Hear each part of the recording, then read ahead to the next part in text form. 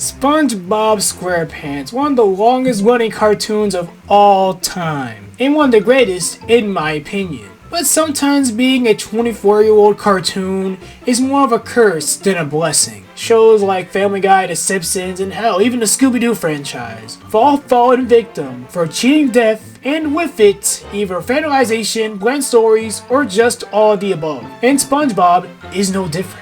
After the SpongeBob SquarePants movie and Hillenburg leaving the show, SpongeBob was on a bit of a decline. Seasons 4 and 5 as a result were decent seasons. Then season 6 came out, and the show entered a dark age because season 6 was bad, and season 7 was just as bad, and season 8 was just okay. Then season 9 came out and half it was mid and the second half was good, which was an improvement. But the worst era of SpongeBob still affects us today because it gave us some of the worst SpongeBob specials of all time. Today I'm going to talk about the worst SpongeBob specials. And also disclaimer, I will not be talking about any of the specials from, I don't know if Camp Coral or the Patrick Star Show have any specials, but I'll not be talking about those shows because those are spin-offs and those take place in the SpongeBob multiverse. Also, unlike the SpongeBob Christmas special video, I will only be talking about episodes that are 30 minutes long. So with all that being said, let's go!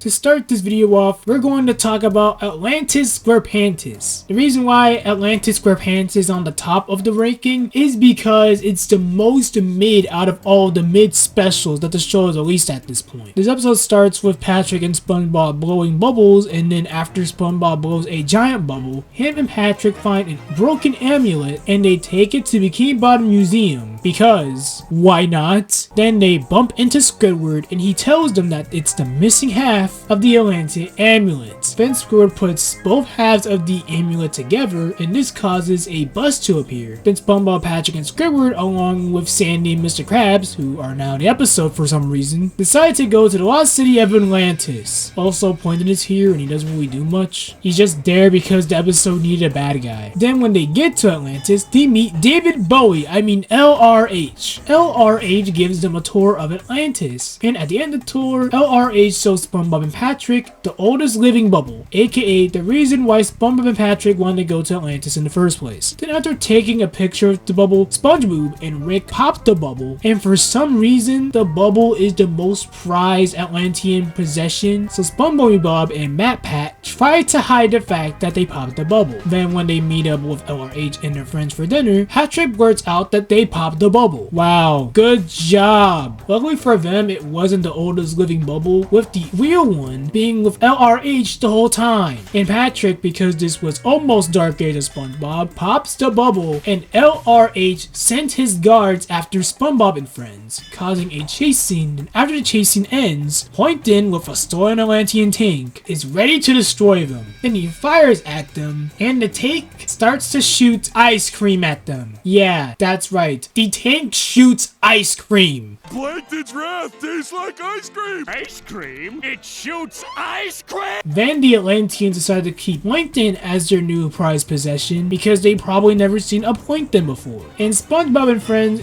go home as the episode ends. The plot of this episode just feels undercooked. Seriously, Plankton was just shoehorned in. LRH doesn't even have a song despite the fact he was voiced by David Bowie. And the thing that keeps the plot going is Bubbles. Bubbles! The first song is about bubbles. SpongeBob and Patrick find the amulet because it popped a giant bubble they were in. They go to the lost city of Atlantis because of the oldest living bubble. LRH gets mad at them for popping the oldest living bubble. Nickelodeon, I get it. SpongeBob likes bubbles. You can't make the whole episode about bubbles. Plus the songs here are mid. They're not good, they're not bad, they're just mid. Only good parts is the animation for the songs and the Patrick segment. segments. The only reason why it's in this spot is just because of the Apache segments alone. What happens in those parts of the episode is that Apache finds the town of Encino to be gone, causing him to be sad and slowly die of hunger and dehydration. Then some ugly ass aliens show up and reveal that they accidentally shrunk Encino, so they return Encino back to its normal size, ending the episode. Yeah, I didn't say that Apache segments were great, but they are definitely watchable. Seriously, I'd much rather watch a pirate slowly die in the desert than watch this crap. Plus the traffic and back in Encino scenes are the only parts of the episodes that are worth watching. Hello. Curse this traffic!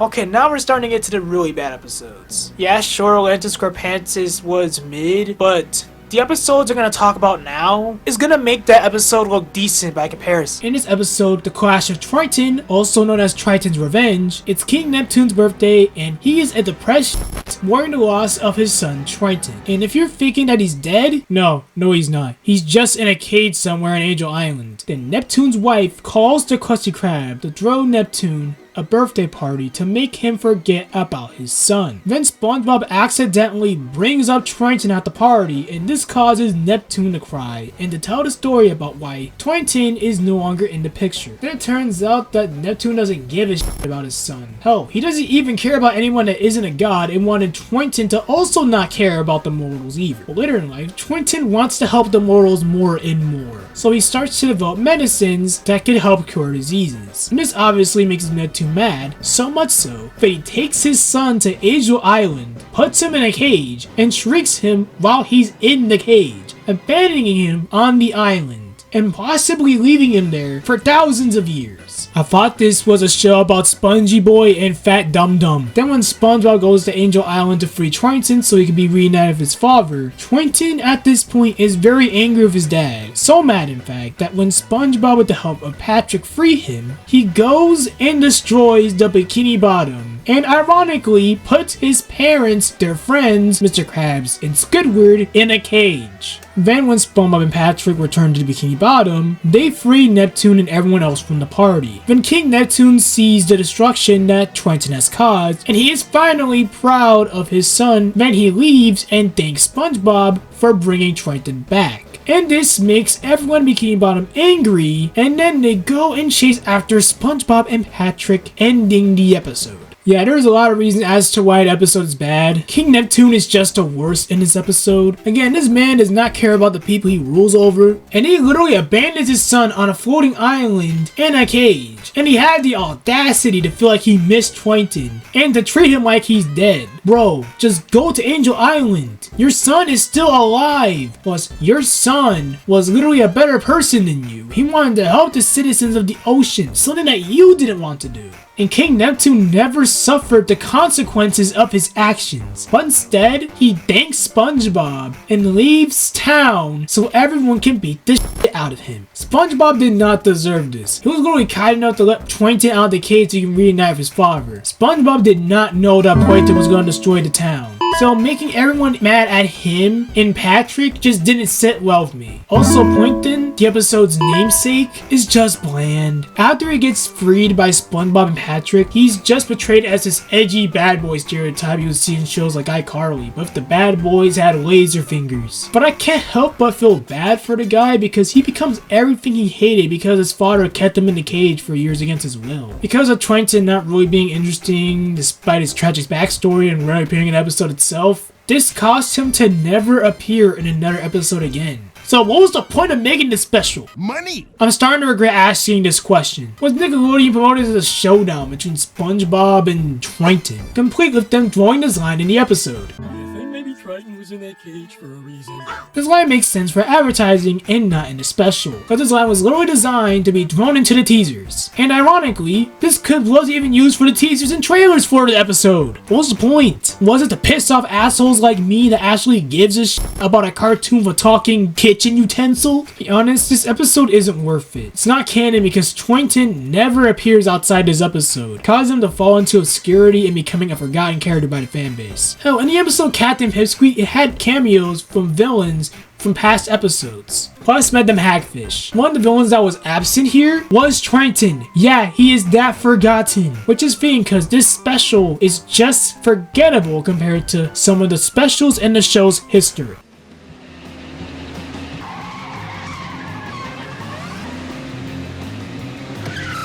To tell you I don't need you anymore.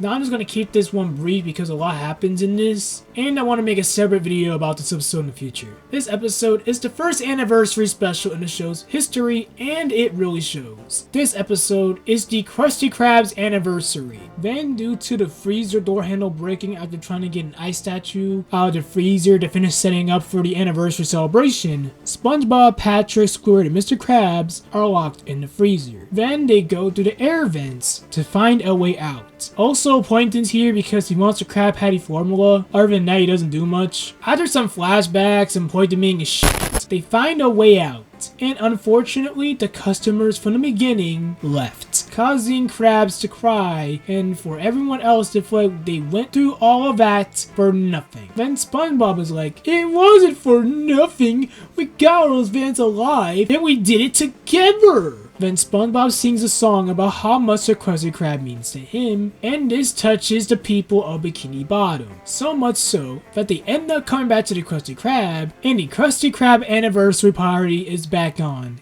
ending the episode. To be honest, in concept, this plot sounds ambitious, with references to the show's past and celebrity guests in the patchy segments. But because of Nickelodeon being Nickelodeon and the writers not really giving a shit, this episode has zero references to previous episodes. And instead, it references shit that never happened in the show, like Sandy and SpongeBob getting married, and SpongeBob somehow teleporting the Krusty Krab in space. I'm not kidding, that actually happened.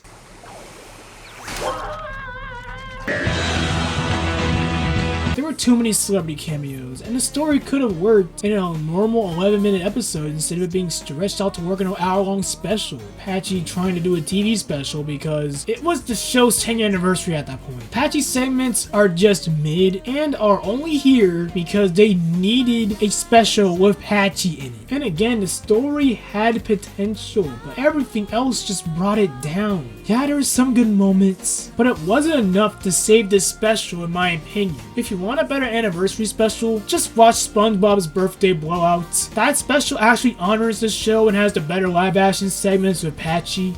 SpongeBob! No. It's just me, the guy in the penny. SpongeBob Oddly. You can see SpongeBob everywhere. See?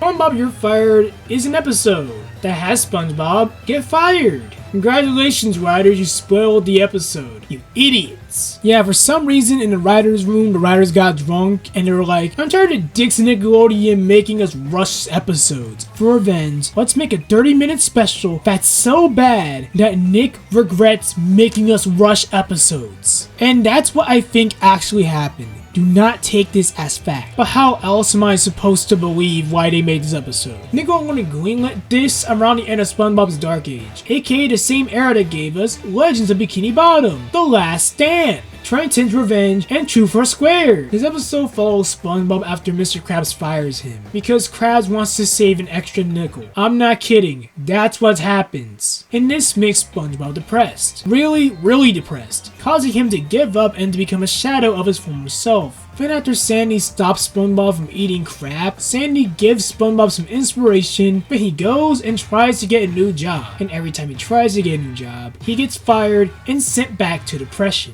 Then when SpongeBob gets home, he unfortunately ran out of snail food for Gary. So he decides to make his own snail food, and Gary likes it more than the original. Then out of nowhere, he gets kidnapped and taken to the hot dog place that he was fired from, with the owner saying that the customers liked his food, and instead of calling SpongeBob and telling him he's rehired, he kidnaps him and forces him to work for him against his will. Then Pizza Pete breaks him out just so he can kidnap SpongeBob, because why not? The writers did not give a shit.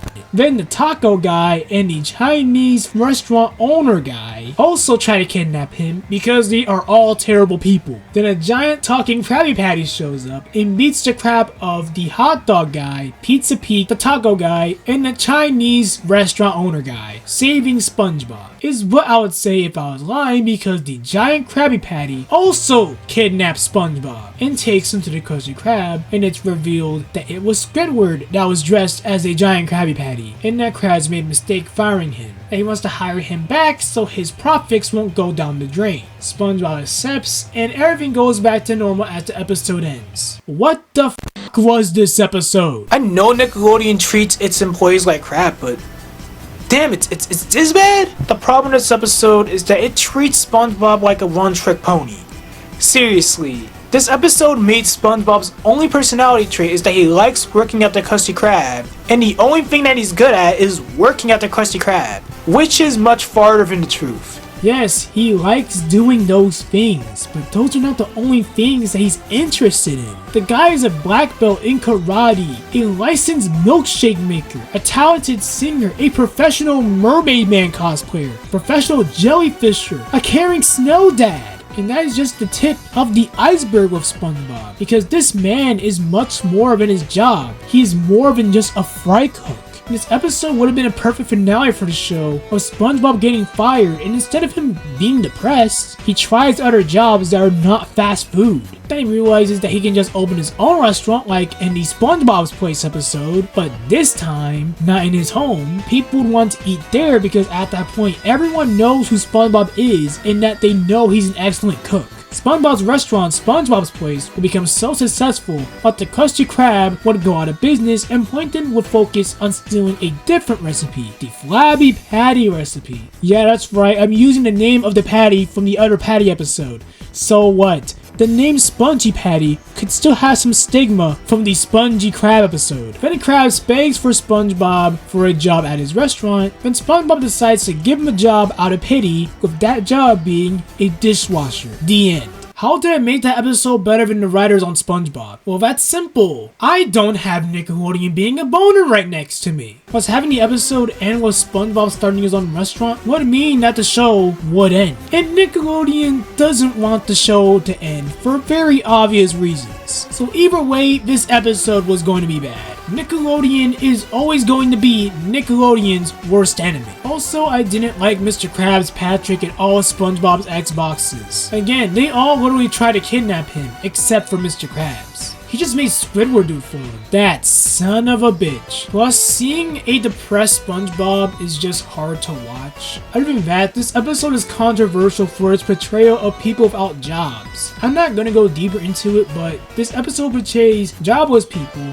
as people who choose to be jobless and are just freeloading dumbasses, which is honestly far from the truth. Some job fields are just hard to get jobs in, and sometimes companies go bankrupt or just fire people to keep the business from going bankrupt. I get it, life is unpredictable and sometimes terrible things happen, and most of the time it's not the fault of people struggling. So, we shouldn't judge people in that position without knowing the full story. Due to the controversial portrayal of jobless people in the political discourse at the time, that's right, there was actual political discourse over a SpongeBob episode. I'm literally not kidding. Nickelodeon banned episode, with it only being allowed to air briefly in the US, but it somehow got a DVD release. And you can easily find this and purchase it on Amazon. The fact that this episode got a DVD release just proves to me that Nickelodeon is not giving a shit about anything. Well, they are the same company that made the Fairy Godparents movies.